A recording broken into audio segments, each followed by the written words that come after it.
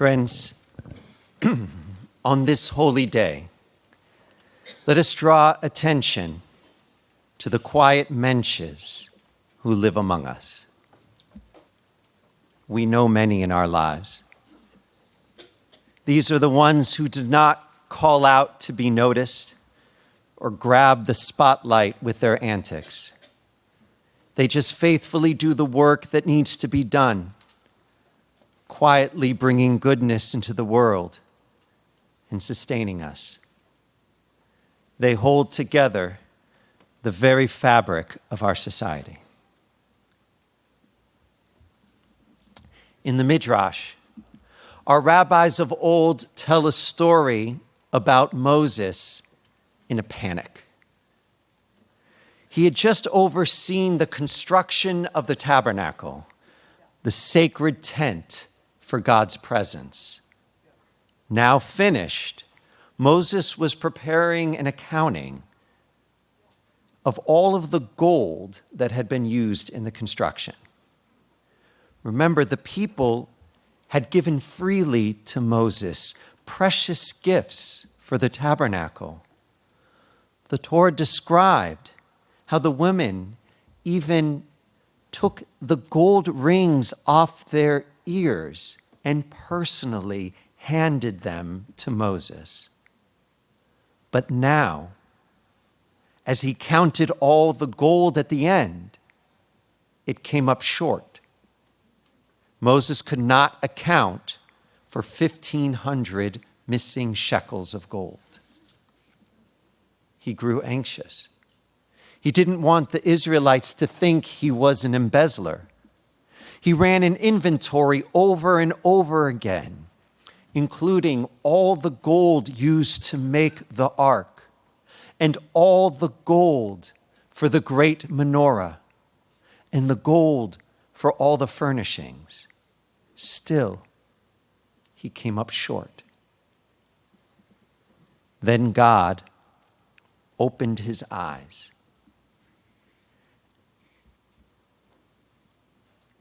And Moses saw what he was missing: the tent clasps. There were 50 golden clasps that held the fabric walls together to make the tabernacle one unit. Moses was so taken by the dramatic elements, the ark, the menorah, that he did not notice the smaller yet vital clasp. Our rabbis of the midrash teach that this error is common for all of us, especially in how we regard people. We tend to fixate on dramatic people, celebrities, sinners, and neglect to notice the quiet and righteous ones among us. But the quiet and righteous people, they are the clasps.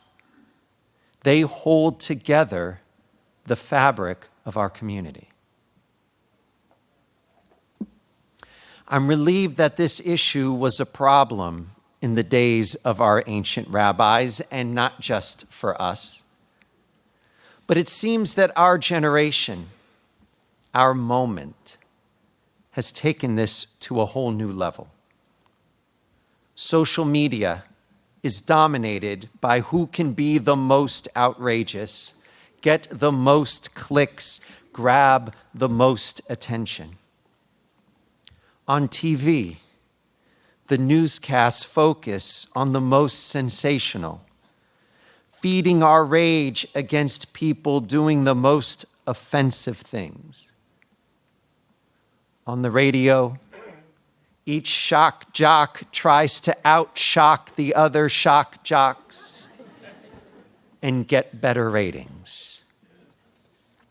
And it works. We keep elevating people who are more and more outrageous. It wasn't always this way. Harry Truman hated to draw attention to himself. Dwight Eisenhower was not elected for his charisma. These were men of decency and honor and quiet competence. They could not win a primary today. What is wrong with us? Years ago, I announced an adult education series called The Most Interesting Man in the Bible, without saying who it was. When the class began, I revealed it was Jacob. There was some dissent. One person suggested that Jacob was a poor choice because he was deceitful, manipulative, and self-centered. I countered that these were some of the qualities that made him so interesting. I went on further to say that if I were choosing the most honorable man in the Bible, I would choose Boaz, but then it would be a rather short and dull discussion. Later that night at home, I was ashamed of what I had said. How awful. I completely dismissed Boaz because he was a do-right guy and relatively uninteresting. But I love Boaz. Why not focus on Boaz? Let me do a better job today. Boaz is the man who marries Ruth in the biblical book of Ruth.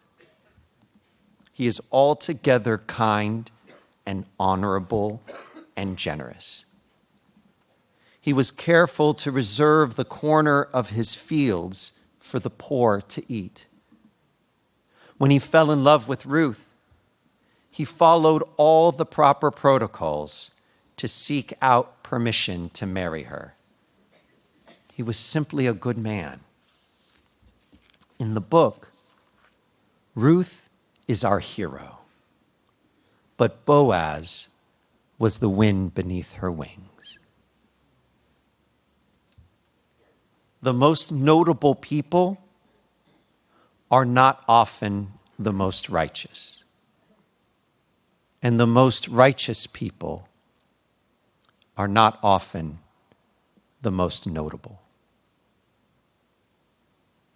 When you teach a class, you choose Jacob. But when you have kids, you want them to be like Boaz.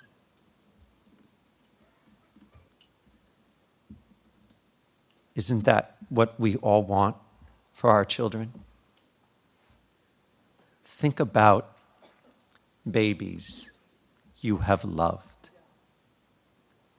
Do you remember holding a newborn baby and thinking about all the dreams and wishes that you had for this child? Our first wish is for the child to be healthy and happy. And then we pray to God and hope that the child will be a mensch. If you really love a baby, you don't wish for them fame or glory or riches. We just want them to be happy and be a mensch. A mensch is a high compliment in Jewish tradition. A mensch is a person of quiet honor, good and kind. A mensch is honest. A mensch is someone you can depend upon, male or female. A mensch is a mensch. Thankfully, we all know menches in our lives.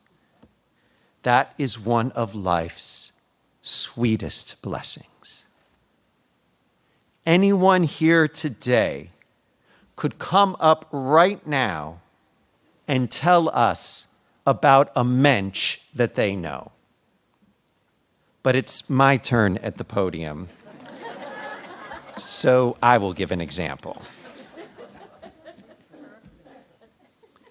One of my favorite mensches was Joan Spindler. She and her husband Marvin lived a modest life as retirees, and they both volunteered at the temple. They were warm, a little shy, and just adorable. But Joan was beyond.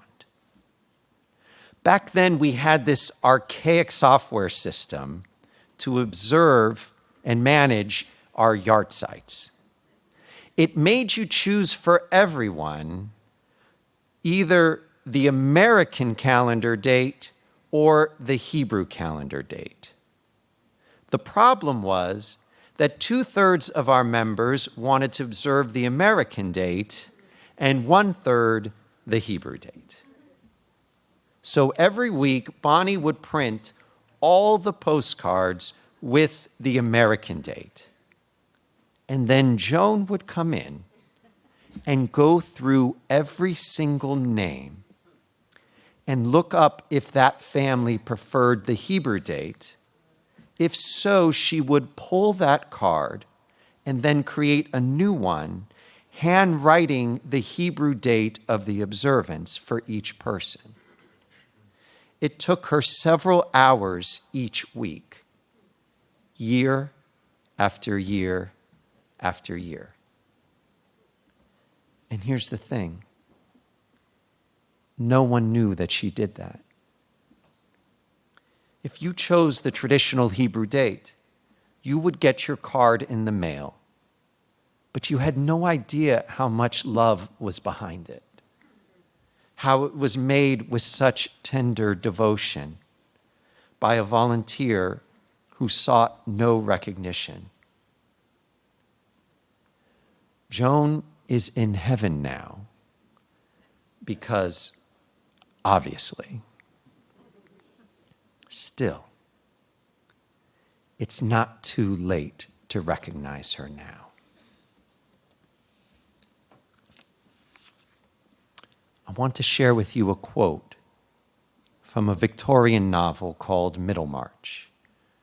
The author was George Eliot, the pen name of Mary Ann Evans. Listen carefully.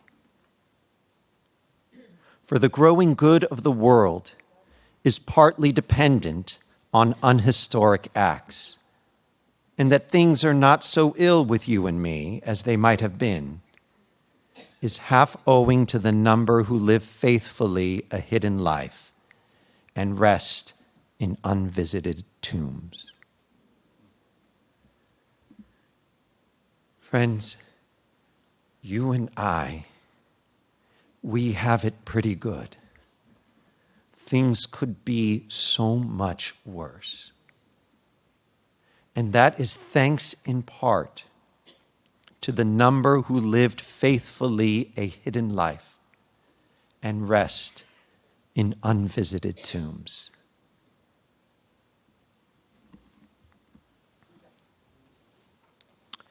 Before I conclude, I would like to share one more story from our midrash, the tales of our ancient rabbis.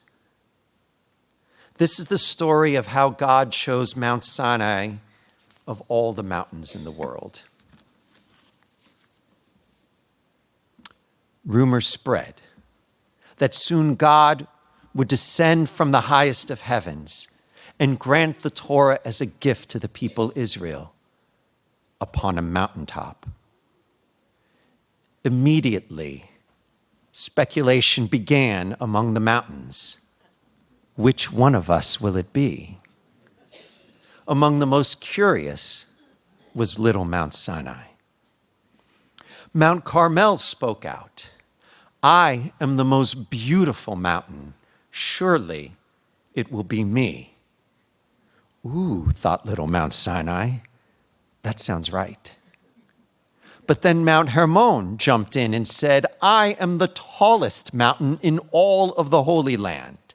God will surely choose me.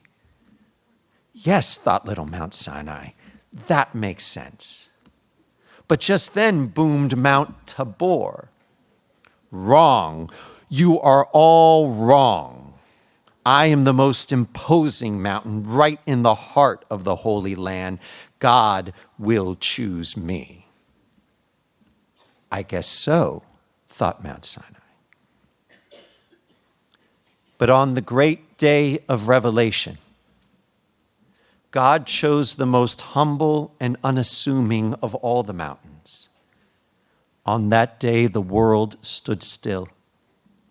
The birds did not chirp. The ox did not bellow. The people Israel backed away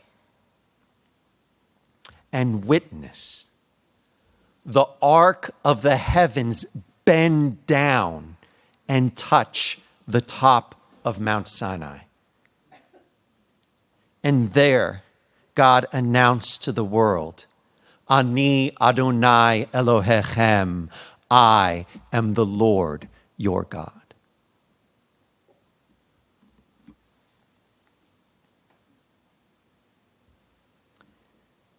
Children love that story. I tell it to the little ones, and they're like, yeah. The little guy wins. But there's something else going on. There's a secret, subtle message for those who pay attention and understand. It's all hidden in this seemingly quaint story. Don't pay heed to the loud and the proud. God values the humble, and so should we. The prophet Micah asked, what is it the Lord asks of you? To act justly, to love mercy, and to walk humbly with your God. What is it the Lord asks of you? Do justly, love mercy, walk humbly before the Lord your God. It's not that hard, because there are people all around us who are doing it. There are quiet menches all around us who live this way. Let's make a vow today, you and me, to find these people and tell them how much we appreciate them. And if there was some quiet mensch in your life who has passed away, speak of them to your children. Tell their story to others so that they can be inspired and grateful and hopeful. Friends, we spend a lot of time talking about brash people who act badly. This year, let us focus on the people who deserve our attention.